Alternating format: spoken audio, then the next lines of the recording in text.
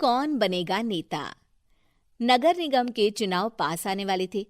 पूरे कानपुर शहर में टिकट को लेकर मारामारी शुरू थी, लेकिन सबसे ज्यादा चर्चा में वार्ड नंबर 40 की सीट थी। वो इसलिए क्योंकि इस बार वहां की सीट महिला के लिए आरक्षित थी। अब सवाल ये था कि चुनाव लड़ेगा कौन।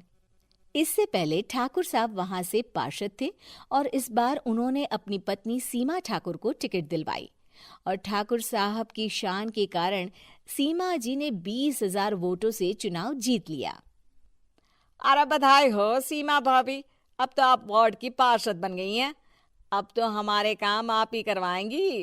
अरे ये तो सिर्फ नाम की पार्षद बनी है, वो तो महिला सीट आ गई, वरना पार्षद तो मुझे ही बनना था।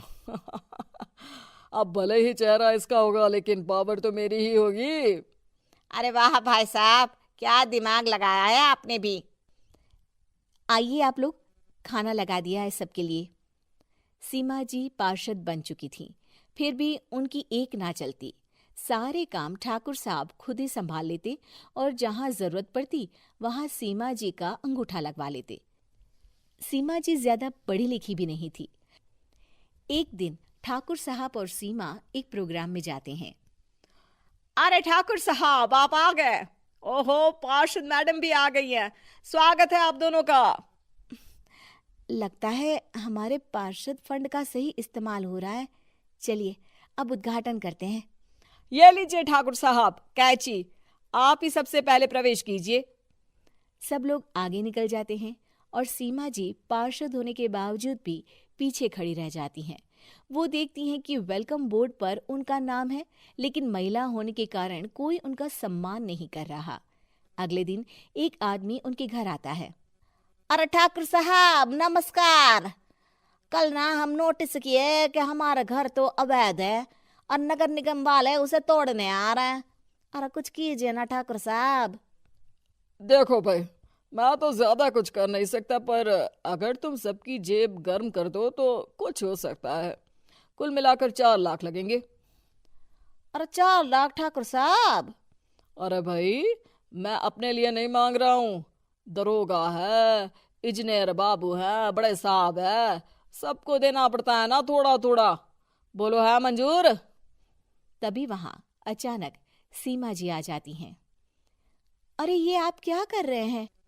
पहले इन्हीं लोगों से तो आपने वोट मांगे, अब इनसे ही पैसे ले रहे हो। अरे चुप रहो तुम। तुम्हारा काम है सिर्फ अंगूठा लगाना, तुम वही किया करो। मुझे दूसरे काम तुम मत सिखाओ, समझी?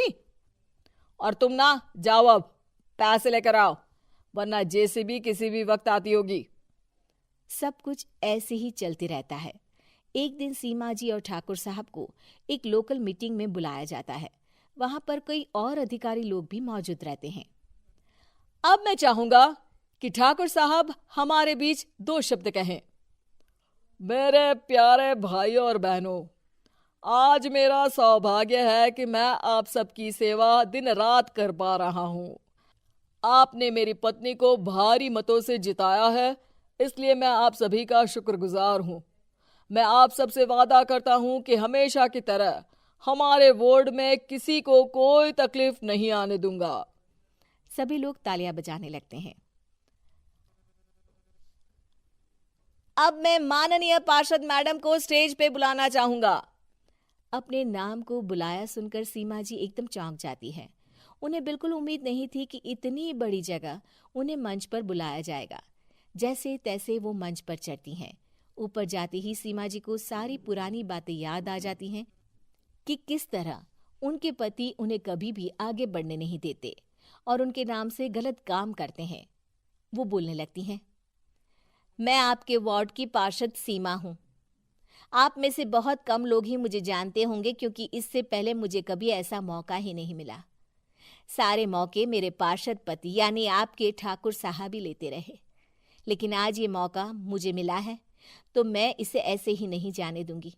मैं आपको ये बताना चाहती हूँ कि आपके ठाकुर साहब मेरे नाम की आड़ में गैर कानूनी काम करते हैं, जिस पर अंगूठों के निशान मेरे होते थे। इसीलिए मैं अपनी गलती मानती हूँ और आज अपने पद से इस्तीफा देती हूँ, ताकि आगे से कोई गलत काम ना हो पाए। अब फैसला आप सबके हाथ में है कि आप हमें क्या सजा देना चाहते हैं। सीमा जी की बातें सुनकर ठाकुर साहब के चेहरे का रंग उड़ जाता है और वो शर्म से मुंह नीचा करके वहां से चले जाते हैं और पद से इस्तीफा देकर ही सही सीमा जी अपने आप में आत्मविश्वास महसूस करती हैं।